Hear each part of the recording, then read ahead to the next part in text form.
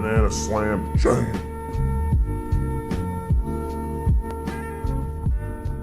Hello everybody, and welcome back for another video for the beginner fundamental course.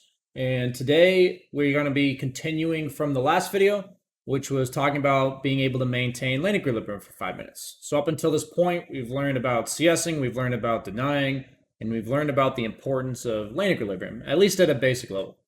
So now our goal is to bring another component into the equation, and that's purchasing items. So it may seem incredibly basic for some of those out there, but even for players who have thousands of hours who are still in the lower MMRs, the biggest issue is in Dota is that you have a net worth. You gain gold over time, and that a lot of people you don't get anything from holding on to gold. There's a lot of games out there that benefit you by holding on to a lot of gold, but not Dota. So what happens is they'll have, say, 2,000 net worth, and they'll have 1,000 gold just sitting in their bank. So that means effectively they're playing with half the net worth that they're supposed to play with. So the intent of this video is to teach you good practices with items and then teaching you to incorporate it into the rest of the lessons we've already learned. So first and foremost, I want to make sure that you guys have an open shop hotkey.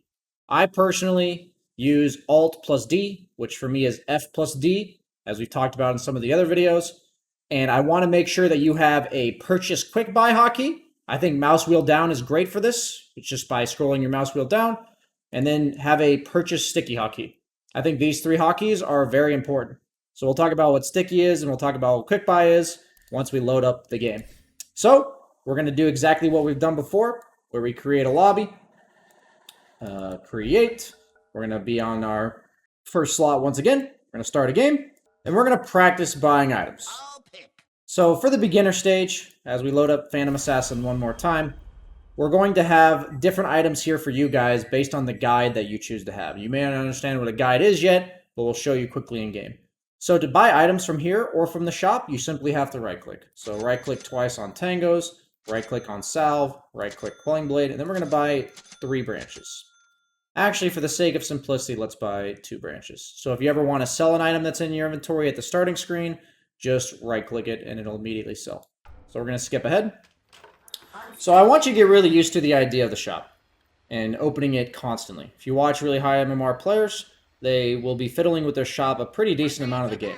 And that's because buying items consistently is very important. So today we're not going to be talking about buying the right items. We're just going to be talking about buying items at all. So I'm going to show you, I'm just toggling open my shop, and I think it's really important that you get used to doing that as well. So right now we're going to teach you some important practices. So first and foremost, at the most basic level, is that you have 6 inventory slots, which are all items that you can use. And then you have 3 backpack slots, which the backpack slots, as you see here, they say these are 3 extra inventory slots that are inactive. Items here do not give you any bonuses. So items such as Salve, which give you health regen over time, can sometimes just be used in your backpack where you hold on to them for later, and then you bring them into your inventory. So if you take a step away from your little square right here and walk over here with me, you're going to see that if you ever bring an item out of your backpack, there's a 6-second cooldown. So any item that's in your backpack is something that you don't need instantly. It's something that you would need after a few seconds or just at any point, but you're in no rush once you need it kind of thing. And you'll get in the habit of knowing what that means moving forward. But it's really good habit to just know, or really good to just know in general what these things do. So the habits that I want you to get into, getting used to opening and closing your shop. And now we're going to talk about important parts of our screen here. So a lot of people just manually click the gold here, and that's what opens their shop. I want you guys to try to never do that. It's just a bad habit that if you ever establish it, you'll have to break it. Second off, you have this thing called quick buy. So the beauty of quick buy is that anytime you can afford an item, it shows up highlighted in gold. So notice how items in the shop so far. If you want my specific shop, you can click up here. So this is the old shop, or the new shop, excuse me, while this is the old shop that was there since like Dota 1. And this is the one I like to use. So I'm showing you this one, but if you want to use this one, you're welcome to. I'm personally way more used to this one. Both of them are absolutely fine. But notice how all the items here that I can afford, this one's 70 gold, this one's 50 gold, all of them are highlighted with a golden outline as compared to the other ones. Tangos. So by putting this in our quick buy, which is done by shift clicking, shift left click. So if you shift left click, it'll put the item down here. If I shift left click something else, it'll put it all down here. And all of its components. So certain items have buildups, which means that there's smaller items that combine to larger ones. And if you ever click the larger item with shift click, it'll just show all of the components. So we're going to show you what happens when you get gold to buy an item that's down here.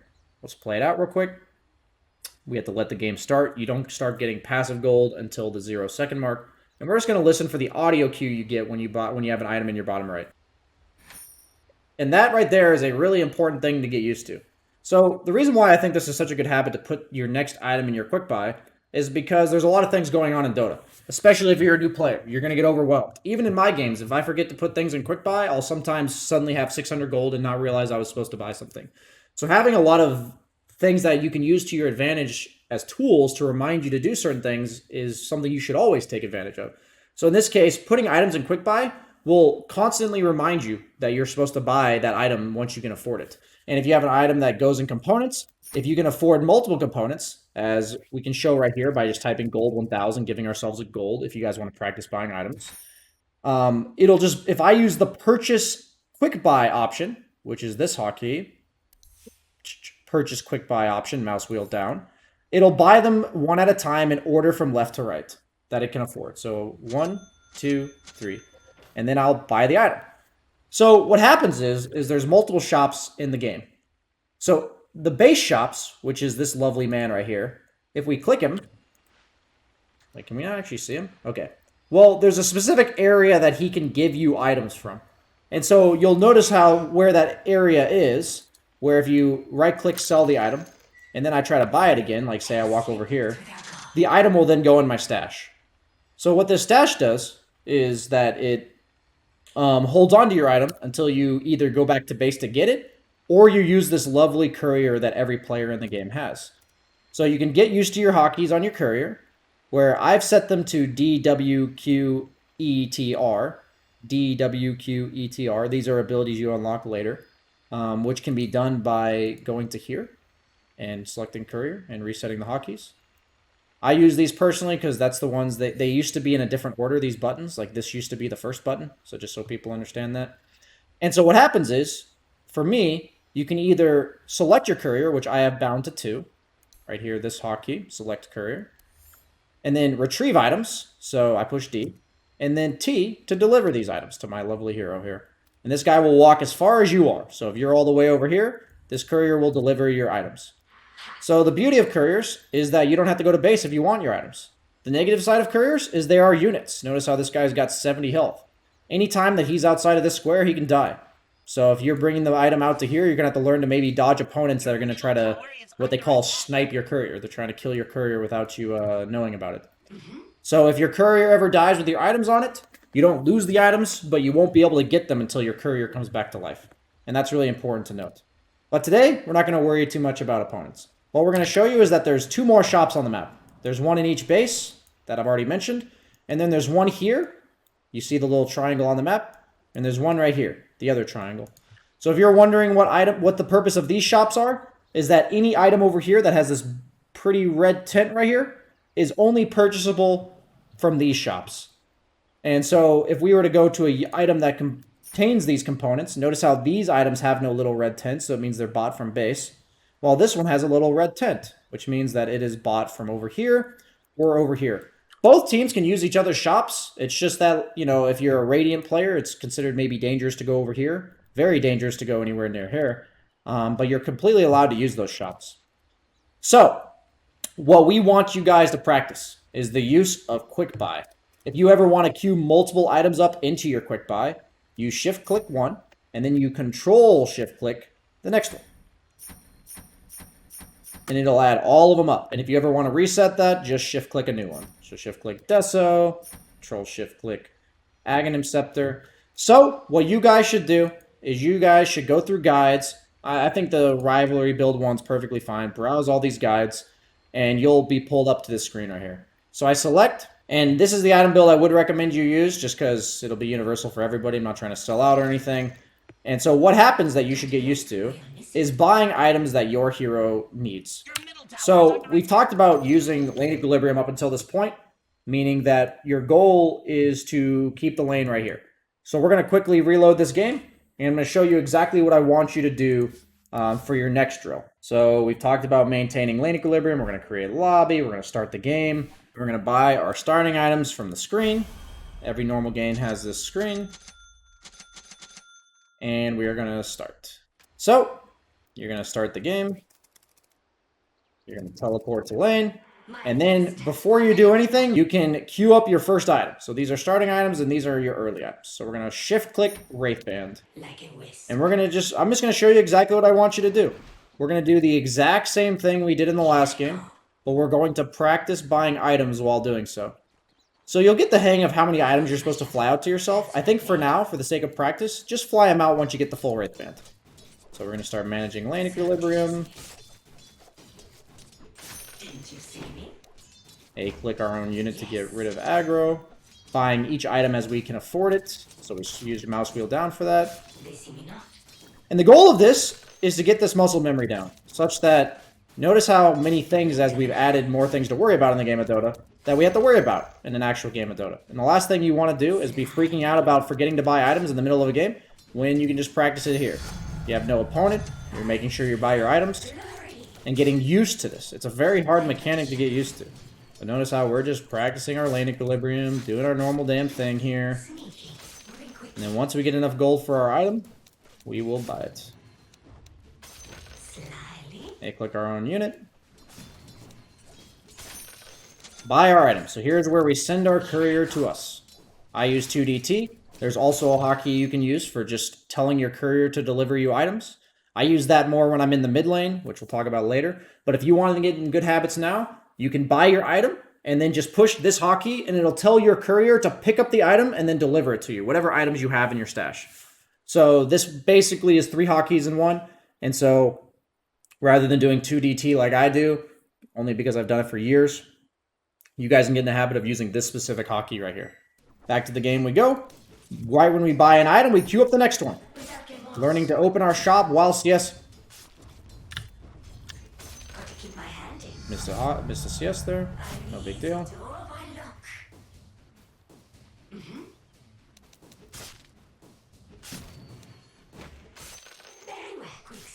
And your goal should be to buy the items you need to buy and get, I'd say, at least 80% of the last hits. And so you're trying to match about what my score. I mean, my score is going to be higher than 80%, but we want to match it. And so our goal is to do this for 5 minutes while keeping the lane near our tower as a primary goal, buying items whenever we can as a secondary goal, and then making sure that we get as many CS as like a bonus. That's like your grade. You know, how many, you know, when you complete those games and you get a star amount for when you beat the level, how much CS you have is the star amount. But the bare minimum, keeping the lane near tower and buying your items when you can afford them. Okay, we've got gold for boots. Our courier's still walking back to base. If you look at our little mini-map down there, it now picks up our item. We're going to have it deliver us that one. Same thing. And you just do this for 5 minutes. Once you buy your item, you're going to queue up the next one. So treads are just upgraded boots, which means they will combine with boots. So if you want to be extra next level, if you look at our inventory, whenever your inventory is full, the courier will automatically deliver your item to your backpack. We'll show you that real quick. In order to swap items in your inventory, you just select one by holding left click and move it to and drag it to a new slot. So hold left click and drag it to that slot. So for now we remove the salve because that's an item we will have to use at a specific moment, but we don't need it yet. You'll learn more about regen later on. Regen are items that keep you full health, or at least close to it during the lane. Once you have opponents, that'll be more of an issue. But if you want to do it ahead of time, you can simply move the salve to your backpack before this boots get delivered to you. I would say you want to have your treads plus Wraithband by the 5-minute mark. That's kind of like the benchmark for having really good CS. You'll notice how the Wraithband gives you some attack speed. You're getting more agility every time you level up. Every hero gains stats based on every time they level up. So we're able to do more damage. We're hitting for 74. At the start, we hit for like 59 or so. So CSing gets easier and easier as the game goes on, as we get more items. We're able to have more control over the lane. And this is usually how you spend the first 5 minutes. You want to spend the first 5 minutes optimizing your CS, as well as trying to keep the lane near your tower at all times. So notice how we pushed it out a little bit, so we're going to prioritize knocking it back. Yes.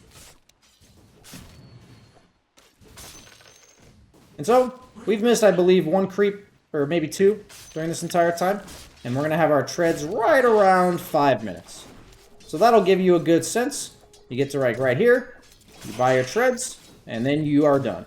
If you can get to 5 minutes, where you're buying your treads, maybe by like 5.5, and then you have kept the lane here pretty much the entire time, I'd say ideally the whole time, and you've bought your items every single time that you're ready to afford them, and you've queued up your next item every single time after that, you are now ready for the next video. So keep doing this until you feel confident that you can do this without thinking too hard about it, and I'll see you on the next lesson.